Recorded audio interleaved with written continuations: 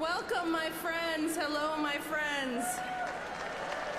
Are you ready for the 2019 Ware Lecture? All right. It is my great joy to introduce to you tonight the incredible poet and author, Mr. Richard Blanco.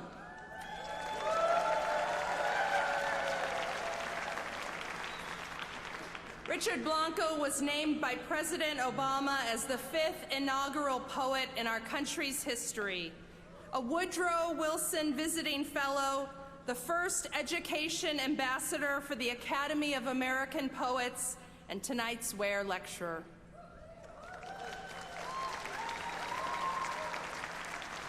We are also so honored, so deeply honored and fortunate that Richard Blanco is a Beacon Press author, and I recommend to you his latest book, just published by Beacon in March, How to Love a Country.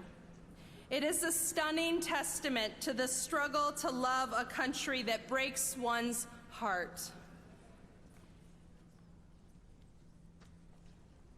My friends, in this time, we need the imagination of poets and artists. For I believe it is, as Robin D.G. Kelley says in his book Freedom Dreams, also a Beacon Press book. Kelley writes, "We are constantly putting out fires, responding to emergencies, finding temporary refuge, all of which make it difficult to see anything other than the present. When movements have been unable to clear the clouds, it has been the poets, no matter the medium, who have succeeded in imagining the color of the sky, in rendering the kinds of dreams and futures that social movements are capable of producing. And knowing the color of the sky is far more important than counting the clouds. Or to put it another way, the most radical art is not protest art, but works that take us to another place, envision a different way of seeing, perhaps a different way of feeling. And so, in these clouded times, it feels deeply appropriate for us to have a poet speak to us. And not just any poet, but Richard Blanco, who by a few weeks old already belonged to 3 countries. A Cuban exile to Spain who landed in Miami. Richard helps us embrace what does not fit easily into any one category and indulge the complexity of each of us as humans. He's a Cuban, an American, a shy boy, an openly gay man, an engineer, and a poet. And just as so much cannot be contained in one body, just as so much can be contained in one body, there is so much in one body politic. Richard told NBC News that he is always seeking to build bridges of empathy, echoing the values that we as UUs seek to live and share. His writings remind us to love and to remember our interdependence, our interconnectedness. He writes of pain, historical and current, the attempted genocide of Native Americans and the shooting of Parkland students. He writes of exile. He writes of sexuality. And despite the clouds in the sky, he writes with an optimism that knows in its bones the blue that is on the other side. In one of his most regular refrains in his poem, Mother Country, he repeats, "To love a country as if you've lost one. To love a country as if you've lost one." I won't share more of that incredible poem in case he plans to, but I will end by saying it is my delight and my great pleasure and my honor to introduce to all of you the brilliant poet Richard Blanco.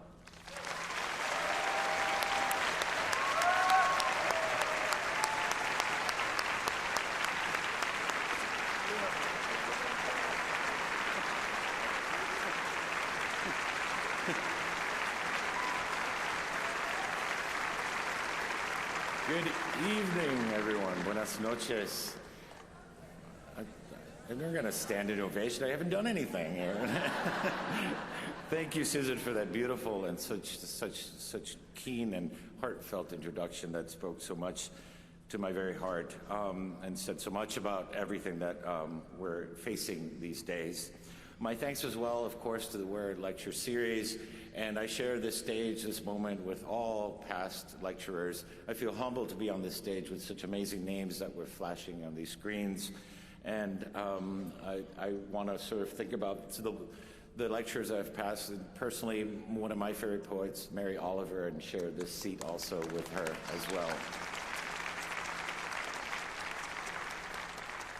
As you can imagine, being a writer is a very solitary endeavor, and as such, it is my privilege to connect with all of you here today. And I stand here filled with gratitude for inviting me into your proverbial village, and what an amazing village this is. Give yourselves a hand, please, because I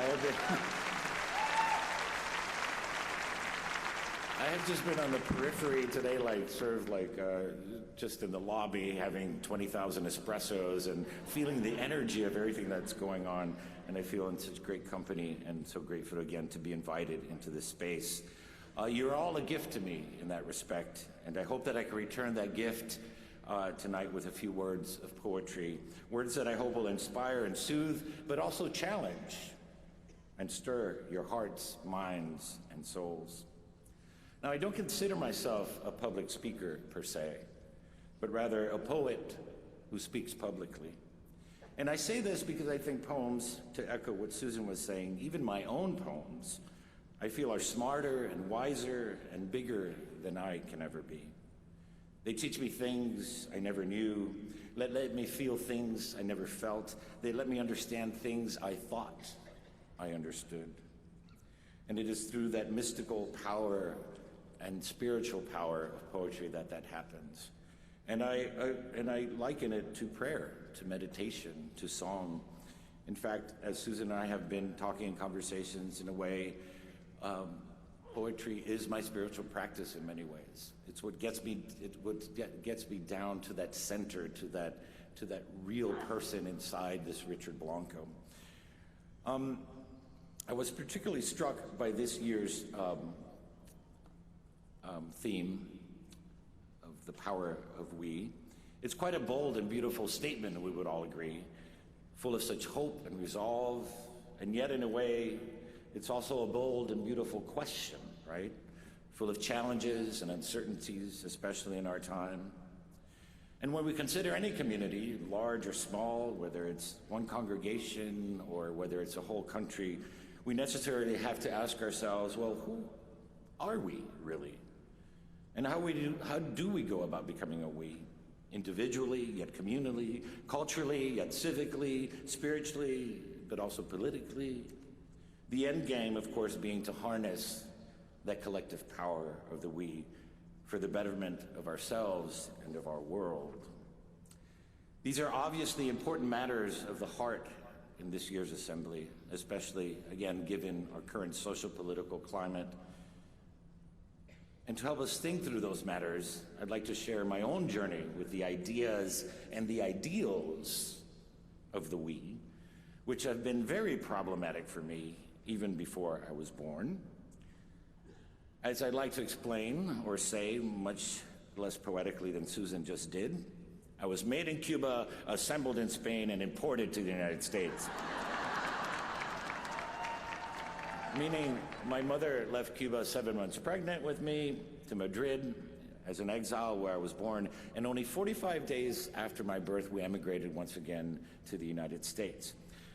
So by the time I was 45 days old, I belonged to 3 countries. I had lived in 2 world-class cities, and not long after that, I knew 2 languages.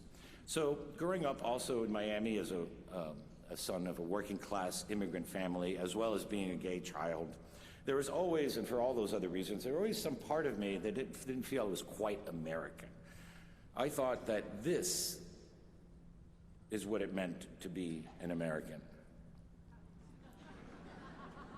The white family Thanksgiving versus the Blanco family Thanksgiving.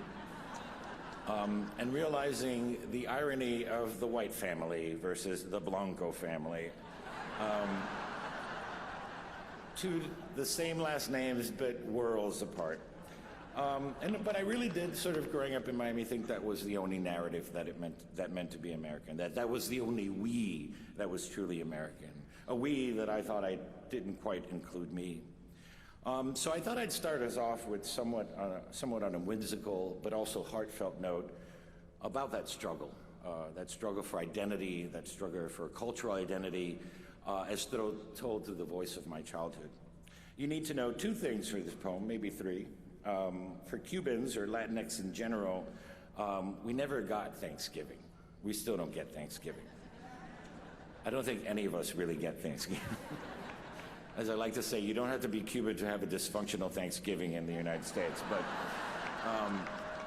but we actually call it Sangiving, like in San Pedro or San Ignacio. It's a whole different feast day. And as I showed you on the slide, inevitably it turns into a lot of spandex and dancing. And for Cubans, pork is not the other white meat, as the commercial used to say. It's the only white meat.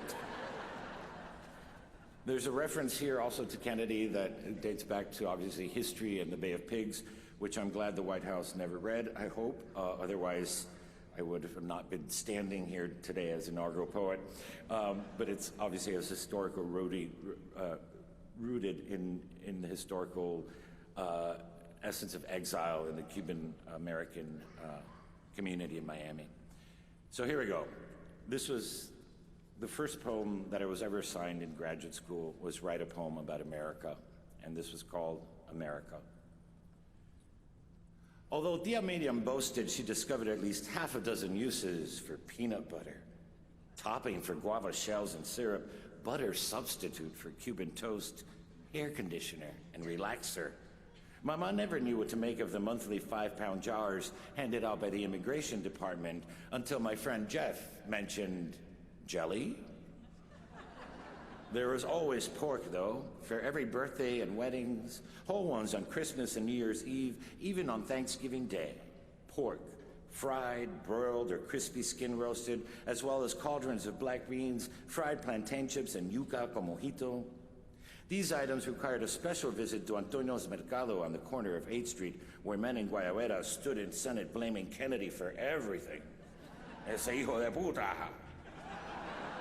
The bile of Cuban coffee and cigar residue filling the creases of their wrinkled lips, clinging to one another's lies of lost wealth, ashamed and empty as hollow trees. By 7, I had grown suspicious. We were still here. Overheard conversations about returning to Cuba had grown wistful and less frequent. I spoke English. My parents didn't. We didn't live in a 2-story house with a maid or a wood panel station wagon, nor camping in Colorado. None of the girls in my family had hair of gold. None of my brothers or cousins were named Greg, Peter, or Marcia. We weren't the Brady Bunch. And none of the black and white characters on Donna Reed or the Dick Van Dyke Show were named Guadalupe, Lázaro, or Mercedes.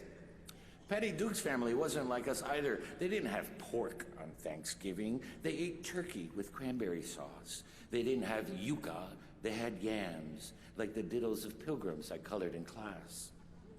So, a week before Thanksgiving, I explained to my abuelita about the Indians and the Mayflower, how Lincoln set the slaves free. I explained to my parents about the Purple Mountain's majesty, 1 if by land, 2 if by sea, the cherry tree, the Tea Party, the amber waves of grain, the masses yearning to be free, liberty and justice for all, until finally they agreed this Thanksgiving we would have turkey, as well as pork. Abuelita prepared the poor fowl as if committing an act of treason, faking her enthusiasm for my sake. Mama set a frozen pumpkin pie in the oven and prepared candied yams, following instructions I had to translate from the marshmallow bag. The table was arrayed with gladiolas. The plattered turkey loomed at the center in plastic silver from Woolworths. I uttered a bilingual blessing, and the turkey was passed around like a game of Russian roulette. Dry, Gilberto complained. and proceeded to drown the lean slices with pork fat drippings and cranberry jelly, esa mierda roja, as he called it. Faces fell when Mama presented her ochre pie. Pumpkin, calabaza, was a home remedy for ulcers, not a dessert.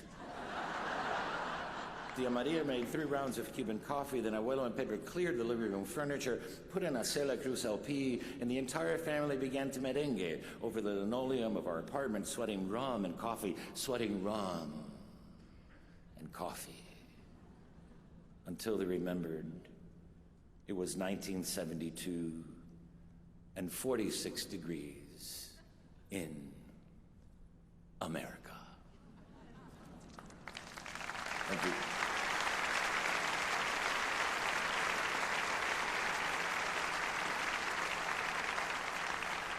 So, flashing way forward to 2013, when President Obama topped me to serve as presidential inaugural poet, or PIP, as I like to call it.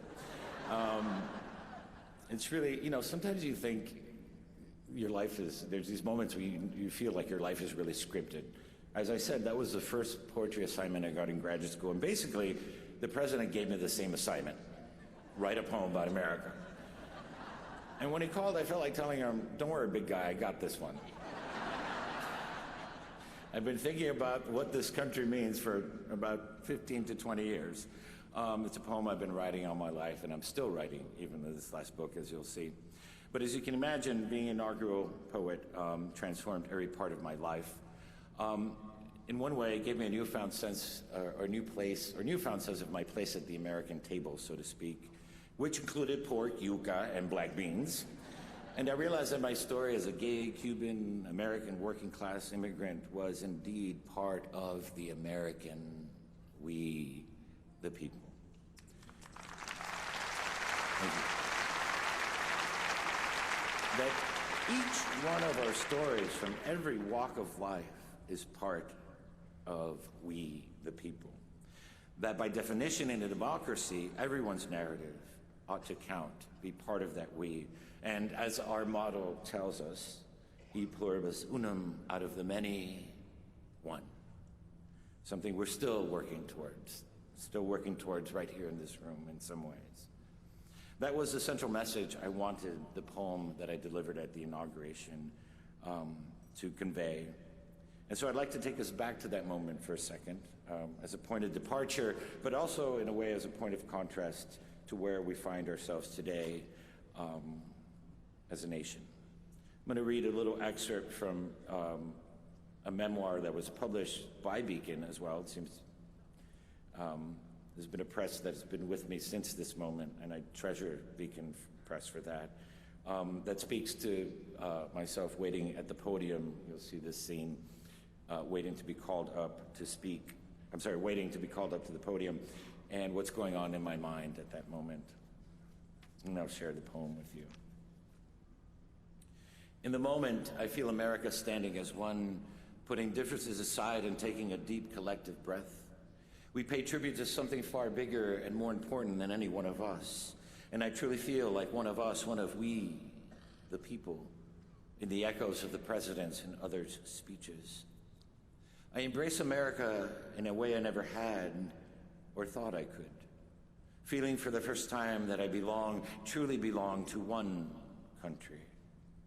Not an imaginary ideal from TV or a nostalgic Cuba floating in the sea of my parents' memories, but a real, tangible place that is mine, was mine, all along. Senator Schumer introduces me and calls me up to the podium. My mother squeezes my shoulder. I stand more confident than I imagined I would or could be, transfixed by the moment that is no longer about me or my poem or my glory, but about our country. Still, I'm surprised when the president and vice president stand up to greet me and shake my hand on the way to the podium. They both whisper something in my ear that I can't make out. But their gracious gestures speak silently to my heart, silently, as if saying, Richard, here is your country. This is your story. Here, your home. I step up to the podium, look out over the crowd, a patchwork quilt of lives, of stories spread across our ground, under our sky, beneath our one sun. I take it all in as I take one deep breath, then another. This is for them. This is for us, for all of us. I think to myself and begin speaking into our wind. Mr. President, Mr. Vice President, America, one today. One sun rose on us today, kindled over our shores, peeking over the Smokies, greeting the faces of the Great Lakes, spreading a simple truth across the Great Plains, then charging over the Rockies. One light, waking up rooftops, under each one a story, told by our silent gestures moving behind our windows. My face, your face, millions of faces in morning's mirrors, each one yawning to life, crescendoing into our day. Pencil yellow school buses, the rhythm of traffic lights, fruit stands, apples, limes, and oranges, arrayed like rainbows begging our praise. Silver trucks heavy with oil or paper, bricks or milk, teeming over highways alongside us, on our way to clean tables, read ledgers, or save lives, to teach geometry or ring up groceries, as my mother did for 20 years, so I could write this poem for us today. All of us, as vital as the one light we move through. The same light on blackboards with lessons for the day, equations to solve, history to question, or atoms imagined. The I have a dream, we keep dreaming. Or the impossible vocabulary of sorrow that won't explain the empty deaths of 20 children marked absent today and forever. Many prayers, but one light, breathing color into stained glass windows, life into the faces of bronze statues, warmth onto the steps of our museums and park benches as mothers watch their children slide into the day. One ground, our ground, rooting us to every stalk of corn, every head of wheat sown by sweat and hands, hands gleaning coal or planting windmills in deserts and hilltops that keep us warm, hands digging trenches, hands routing pipes and cables, hands as worn as my father's, cutting sugarcane so my brother and I could have books and shoes. The dust of our farms and deserts, our cities and plains mingled by one wind, our breath. Breathe.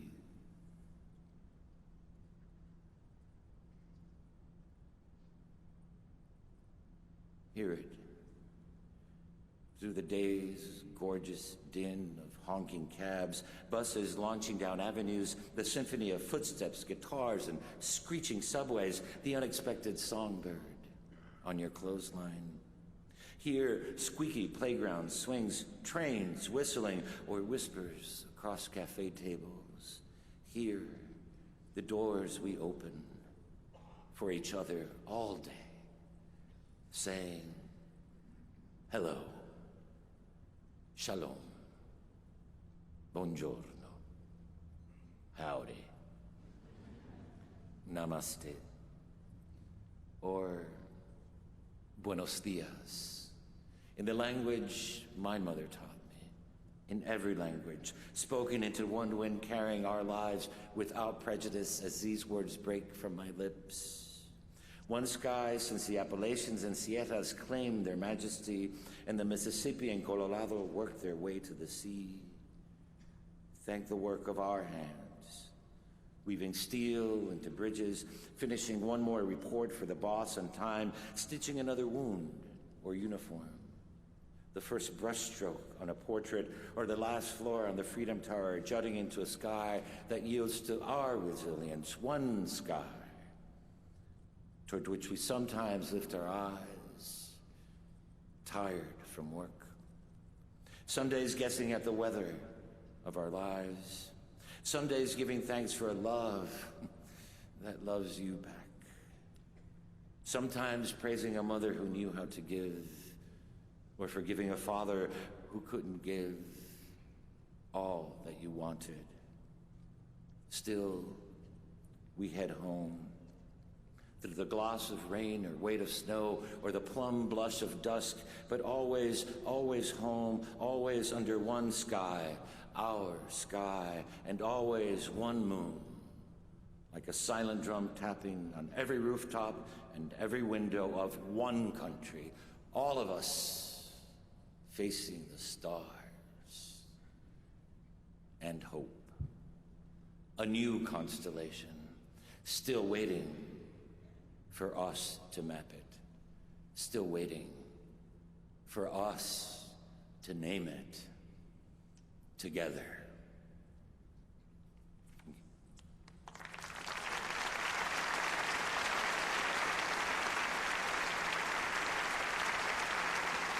Thanks. Thank you. So I've changed the ending of that poem to add the word still waiting for us to map it, still waiting for us to name it. Because that experience also made me realize, the inauguration also made me realize that America is still very much a work in progress, still a great social experiment, and that we need to keep defining, refining, and shaping that story of we the people by figuratively contributing a sentence, a paragraph, a chapter, and that in that regard, I think we're at a crucial crossroads in our nation's history, which parallels the concerns of the UUA, as Susan noted, and intersects also with the poems that I've been writing as of late or in this collection, How to Love a Country. These different times have demanded a different kind of poetry from me, poetry that investigates the many social political issues that have historically and currently haunt us and keep dividing us and keep us from becoming that we, that powerful we. But I also wanted poetry that asks questions that perhaps we're not asking, that opens up a different kind of dialogue, to take a look at the gray space that sometimes we don't want to take a look at, to connect us to our shared humanity rather than to keep on with the same kind of dividing rhetoric, to remind us also of the ideals and the hopes that we have in common, and which again I think intersects with the work that we're doing at this assembly. The book is made up of three kinds of poems. There are occasional commemorative poems, like the inaugural poem, poems that people had asked me to write or people that had volunteered to write for, and sort of poems that were very public and about public events and occupied public space. There's still some very autobiographical poems still related to the subject of identity and country and nationality. And then there's a slew of ekphrastic poems that came out of a collaborative project with a photographer, Jacob Hessler. So I'll share a few of each, again with the hope and intention that they may serve to let us further think about and advance the idea of the power of we. In contrast to the idea of the inaugural poem that we're all connected, there is the opposing view of every man or every woman or every person for themselves, that survival doesn't depend on cooperation but on isolation and competition. And that's what this poem takes up by the symbolism of a wall. And I'm not just talking about the physical wall that's in the news as of late, but a psychological one as well. And though this poem is obviously pointed at the Trump presidency, I also wanted to go beyond that and let us sort of reflect in the way poems can let us reflect about those maybe not those monumental walls, but those walls that still have an effect, those walls within ourselves, those walls that keep us from ourselves, from our honesty, those walls that keep us from others, from perhaps a neighbor, someone we're judging perhaps too quickly, those walls that are not, sometimes we're not even cognizant of. But to think about that a little bit deeper, and how we can think about how we can dissolve walls all around us and not just necessarily think about the big wall. So I'd like to share this poem with you, and the image, can I get the image back on there? So that image is one of Jacob Hezer's photographs, and it's the border wall along in Tijuana. And I love the irony of the photo, because it's the wall sort of extends into the ocean, as if you could really keep water from being with water, right? And so it's an ironic statement of, like, what are those walls and how artificial they are. Dreaming a wall. He hates his neighbor's flowers, claims his are redder, bluer, wider than theirs. Believes his bees work harder, his soil richer, blacker. He hears birds sing sweeter in his trees, taller and fuller too, but not enough to screen out the nameless faces next door that he calls liars, thieves who'd steal his juicier fruit, kill for his wetter rain and brighter sun. He keeps a steely eye on them, mocks the too cheery colors of their homes, too small and too close to his own, painted white with room to spare. He curses the giggles of their children, always barefoot in the yard, chasing their yappy dogs. He wishes them dead, closes his blinds, refuses to let light from their windows pollute his eyes with their lies, denies their silhouettes dining at the kitchen table, laughing in the living room, the goodnight kisses through every bedroom. Slouched in his couch, grumbling over the news he dismisses as fake, he changes the channel to an old cowboy western. Amid the clamor of gunshots, he dozes off thinking of his dream, where he stakes a line between him and all his neighbors, stabs the ground as he would their chests, forms a footing cast in blood-red earth, bends steel bars as he would their bones with his bare fists, and buries them in concrete. Mortar mixed thick with anger, each brick laid heavy with revenge. He smiles as he finishes the last course, high enough to imagine them more miserable and lonely than him, alone, inside his wall, sitting in his greener lawn, breathing his fresher air under his bluer, so much more bluer sky.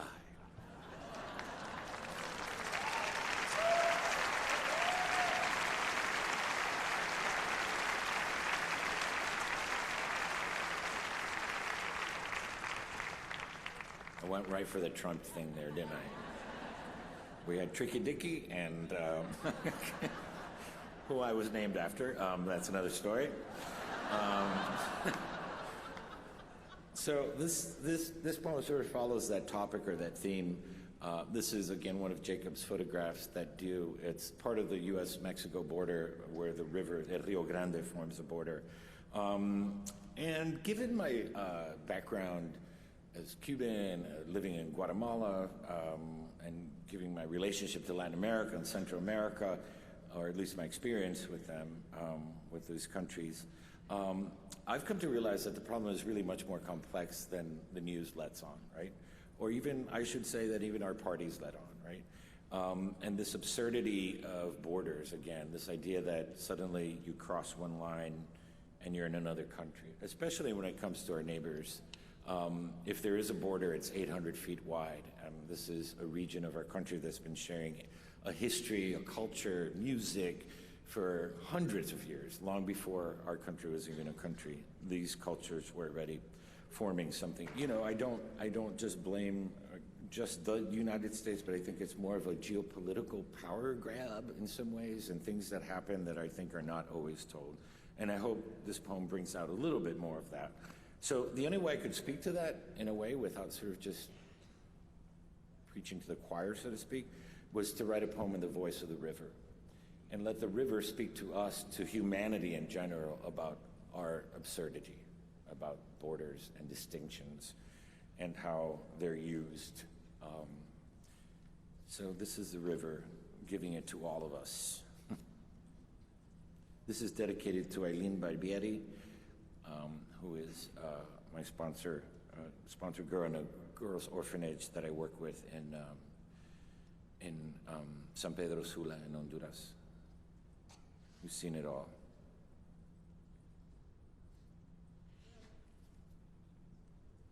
Complaint of El Rio Grande.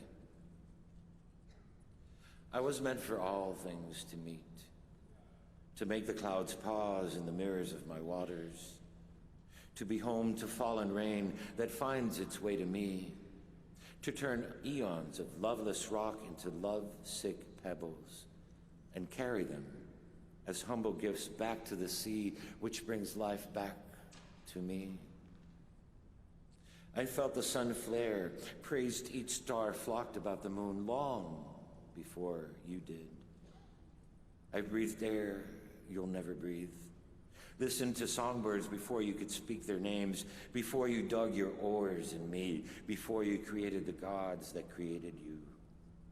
Then countries, your invention.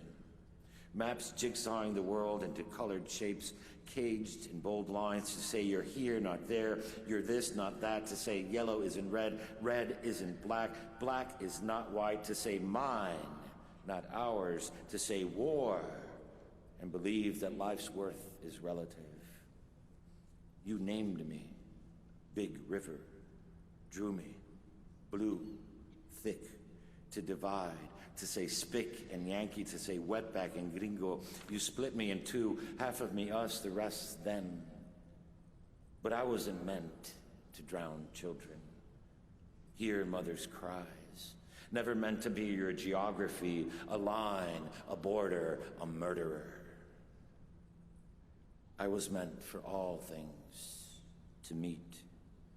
The mirrored clouds and the sun's tingle, bird songs and the quiet moon, the wind and its dust, the rush of mountain rain, and us. Blood that runs in you is water flowing in me. Both life, both the truth we know, to be one in one another.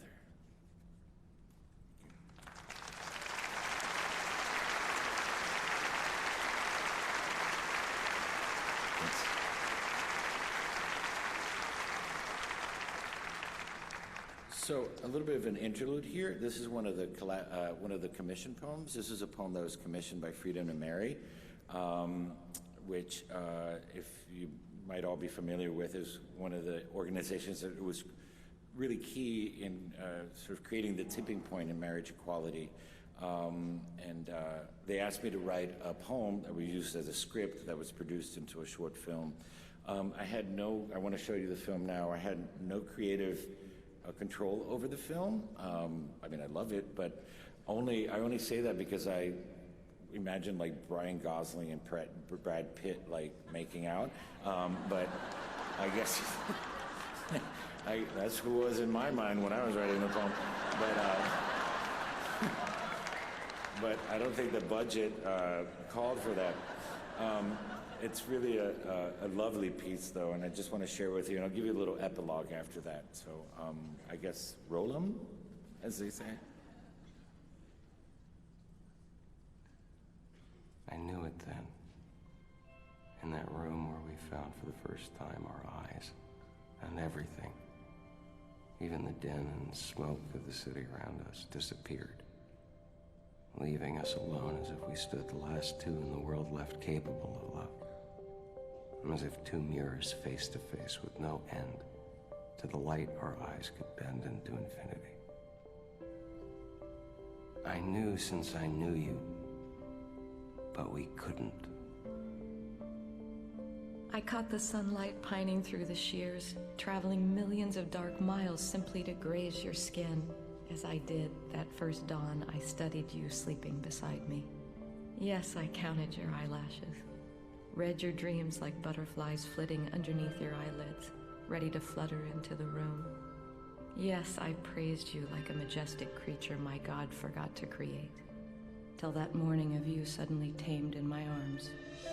First for me to see, name you mine. Yes to the rise and fall of your body, breathing your every exhale a breath I took in as my own, wanting to keep even the air between us as one.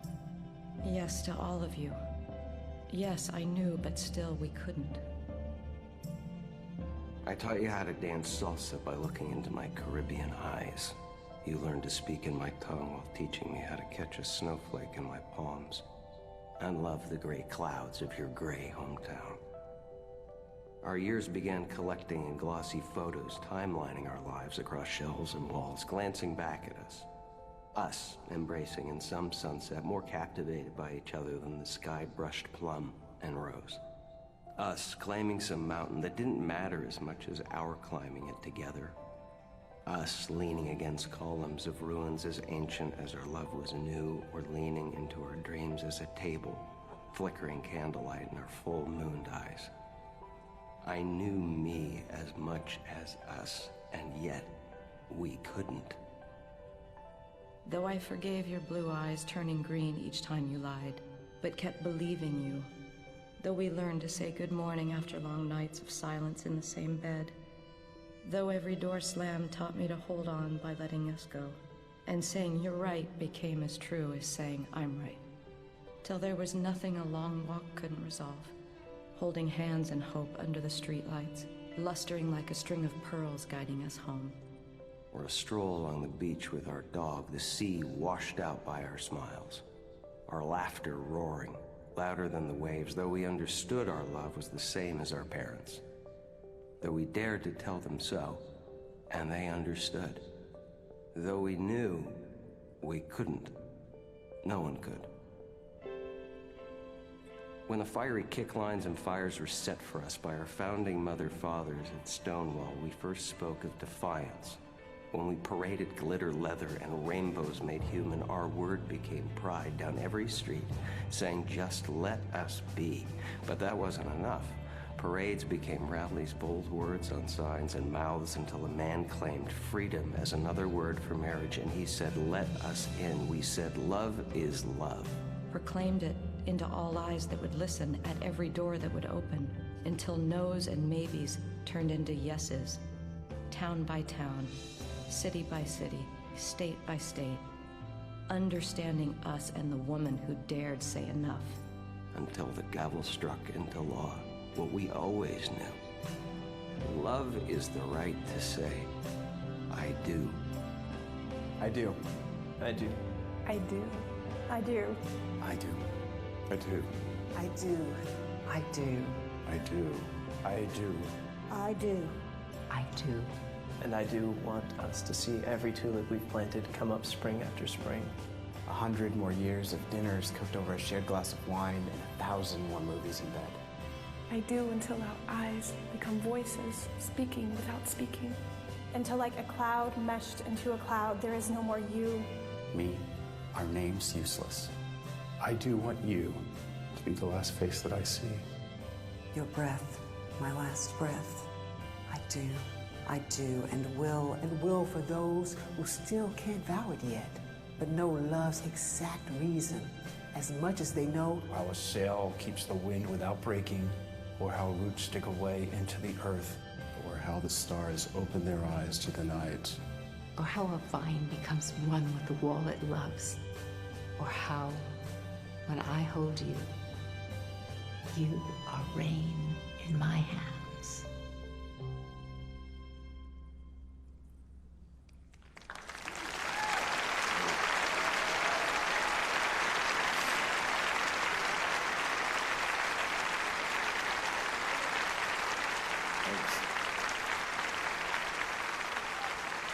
Thank you.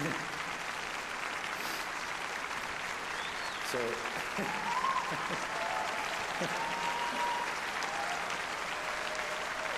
Peter Spears was a producer of that, along with the many credits. Please do check it out online, so we can run all the credits. Peter Spears and again, Freedom of Marriage were also visionaries behind that piece, but it was such an incredible project to do. I loved it for many reasons. On the one hand, it's loosely based, obviously, on my relationship with my partner, who I've had to sort of fib for a while, because back then we couldn't get married, so I've been so busy, and he's been busy. We haven't gotten married until I finally told him, like, a few months ago, I said, somebody's got to propose. And it ain't going to be me, because I'm still working on being, you know, what's it, Marsha Brady over there. But, and he did a couple months ago. So,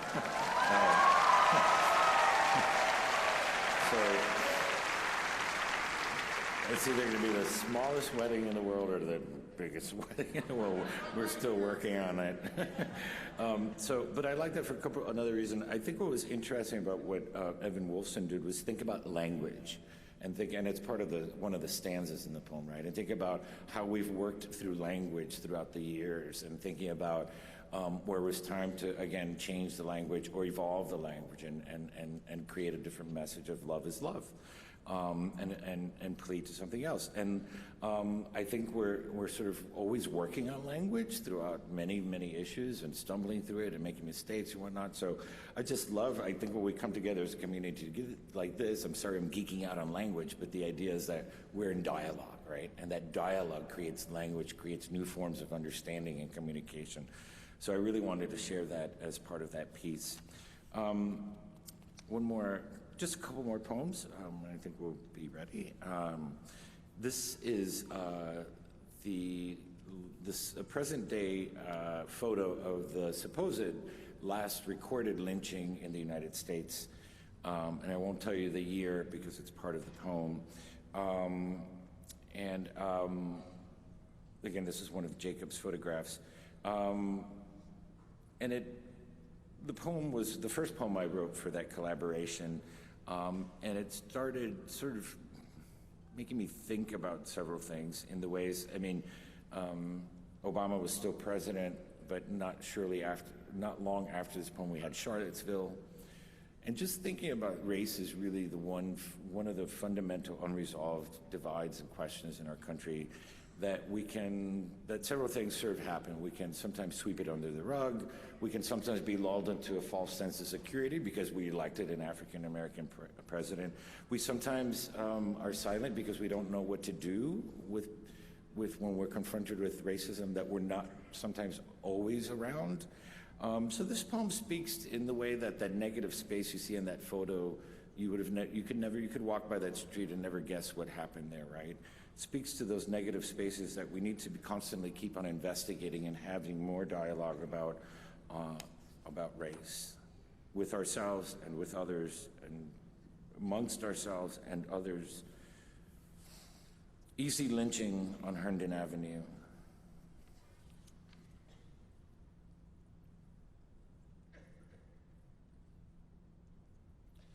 What I'd rather not see isn't here. No rope, no black body under a white moon swaying limb from a tree, no bloody drops of dew on the 21st of March, 1981. That's in another photo, like a dozen other photos I've gaped at, not wanting to turn away from the snapped necks of the hanged, and the mob's smug smirks, asking myself, how could they? Why? Questions not here, not in this photo, a crisp and tranquil snapshot, murder washed out by time, history left uncaptured. What's left now is easier on our eyes, only pale morning light seeping blue into the sky, a backdrop to the necks of the tree boughs bowing like swans, innocent of any crime on Herndon Avenue, pictured like any other street, clean sidewalks, no blood, utility poles strung with wires, no rope, a few pavement cracks, no broken boned body. Easier to imagine only this, groomed children waiting for the school bus grinding to a halt that March morning, the 21st, 1981. Their backpacks zipped with undoubtable history and equations, cartoon lunchboxes filled with fresh ham sandwiches and sweet grapes. Sport coat fathers dashing to work, worried about paychecks and the greenness of their lawns. All-day mothers left tending silk pillows never fluffed enough, scrubbing sinks never white enough, wiping windows never spotless enough. Easier not to ask if anyone saw him, if anyone knew the boy whose mama had named Michael Donald. Easier to think no one was friendly with Mr. Hayes or Mr. Knowles, who, on the night of March 21st, 1981, drove around looking for something black to kill. They spotted Michael, age 19, walking home. The body, strangled him first, then slit his throat, the blood, chose a tree to hang him, the rope, Herndon Avenue, 1981. Why? Which tree was it that shook with his last breath? Easier not to look for it, not find it, not make ourselves imagine Michael still hanging on Herndon Avenue, his death still alive since March 21st, 1981. Easier not to look at his shut eyes, wonder what his favorite color or superhero was, if he liked to skateboard or draw, if he heard his mama's cries. My boy. Jesus. My boy. Easier to believe the last words on the lips of his murderers must have been, forgive us. To trust this kind of thing doesn't happen anymore. Stay blind, no rope, no blood, no body, to the life of a boy named Michael, invisible in this photo. That is, until we dare to look hard and deep and long enough.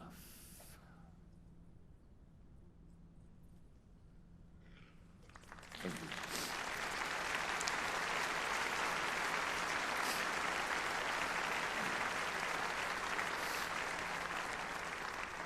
I obviously don't want to leave you there.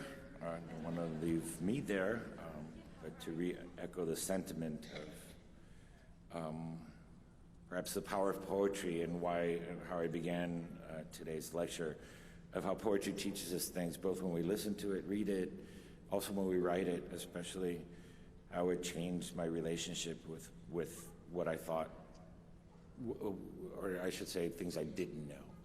And so that poem was really life-changing for me in some ways because of that.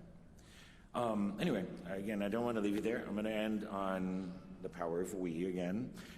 This poem is inspired by three things. One is the ideals set forth for us in the Declaration of Independence, and I use excerpts from there throughout the poem.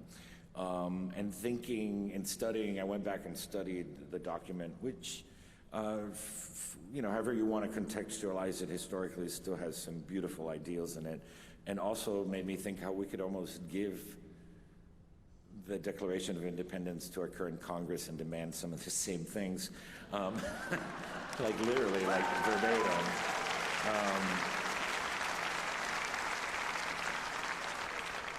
It's also inspired by the Buddhist idea or ideal of interdependence versus dependence, or versus independence. There's dependence, independence, interdependence, and the idea or the knowledge or the awareness that in order for us to really thrive, we all have to thrive and survive, and that we're all interconnected, that no lives are separate from each other. And that has become increasingly more and more important to me. And also something very sort of small, but really huge. And something I read one time about the greeting of the Zulu people in the morning. And they don't say like we do, like, good morning in the elevator, like, how are you? Fine. Fine. No, actually, my dog just died, but I'm fine, Fine. Great. How are you? Fine. The Zulu look at each other straight in the eyes and say, I see you. And the response is, I'm here to be seen, and I see you. And I think we've slowly been forgetting how to see each other, especially where we are right now in our country. We've been able to objectify ourselves and others through political boundaries, through a color on a map, through a party line, through those destructive narratives that take away our humanity. So this poem challenges that kind of thinking, and to break down those stereotypes and see how we can see past that and see each other again. In the end, ironically, the only way we can truly become a we is to see ourselves as that powerful we, is to see who each one of us is individually.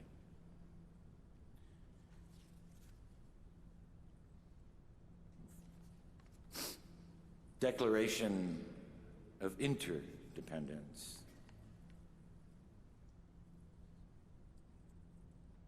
Such has been the patient sufferance, where mother's bread, instant potatoes, milk at a checkout line, where her 3 children pleading for bubble gum and their father, where the 3 minutes she steals to page through a tabloid, needing to believe even the stars' lives are as joyful, just as bruised. Our repeated petitions have been answered only by repeated injury. Where her second job, serving an executive absorbed in his Wall Street Journal at a sidewalk cafe, shadowed by skyscrapers, where the shadows of the fortune he won and the family he lost, where his loss and the lost, where a father in a cold town who can't mind a life anymore because too much and far too little has happened for too long. A history of repeated injuries and usurpations, where the grit of his main street's blacked out windows and graffitied truths, where on a street in another town, lined with royal palms, at home with a Peace Corps couple who collect African art, where their dinner party talk of wines, wilted picket signs and bird draft cards, where what they know, it's time to do more than read the New York Times, buy fair trade coffee and organic corn. In every stage of these oppressions, we have petitioned for redress. We're the farmer who grew that corn, who plows into his couch as worn as his back by the end of the day, where his TV set blaring news having everything and nothing to do with the field dust in his eyes, or his son nested in the ache of his arms.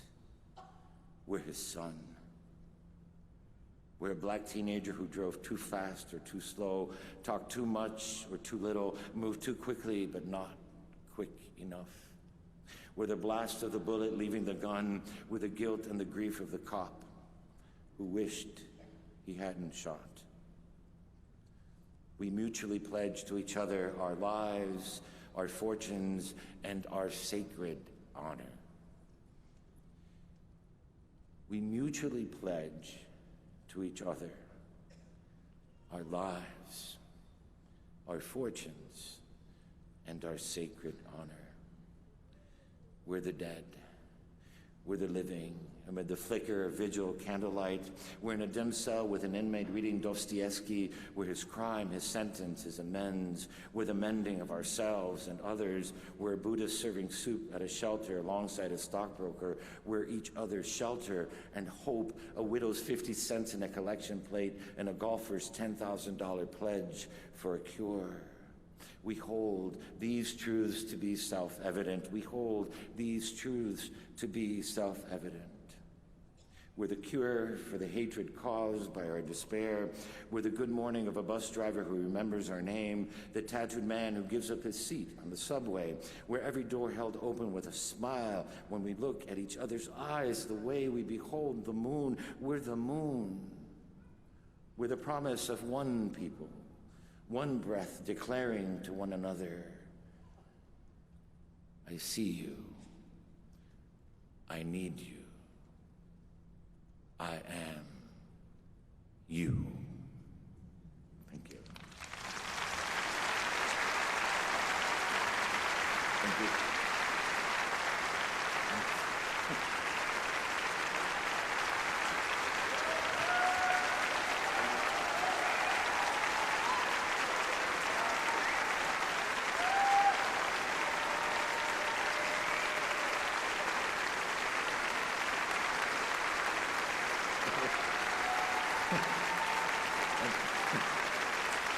Thanks, everyone.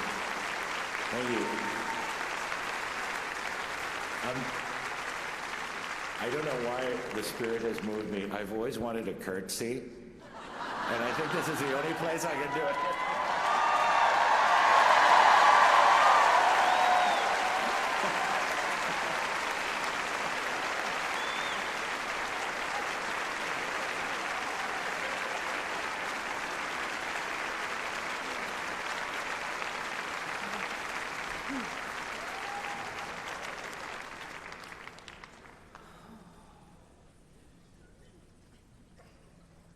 Thank you, Richard.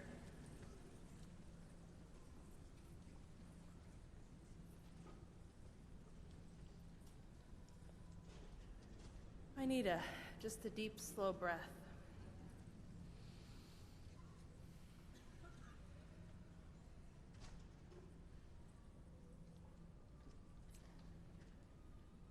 Thank you for naming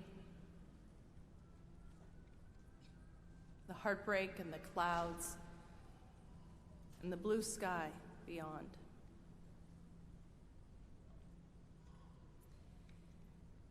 We are fortunate to have Richard Blanco with us to sign his books. We have his books, How to Love a Country, that are available. They'll be outside the hall, and Richard will be outside the hall outside this main hall near Hall B and C, which is where the registration booth is. So if you'd love, I will encourage you to buy the book to read more of Richard's poetry, and he will be happy to sign the book for you as well. Thank you for being here with us and for sharing who you are with us.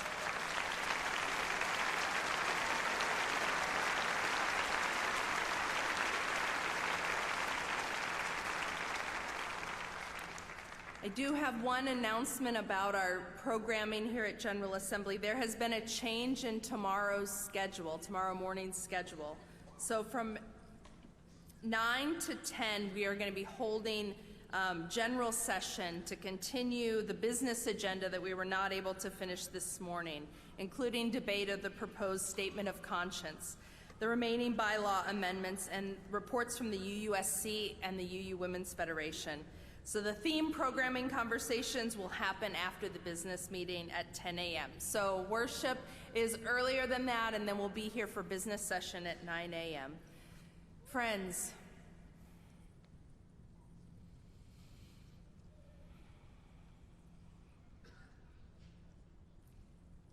may you be held in love. May we be held by one another. May we see one another and be seen.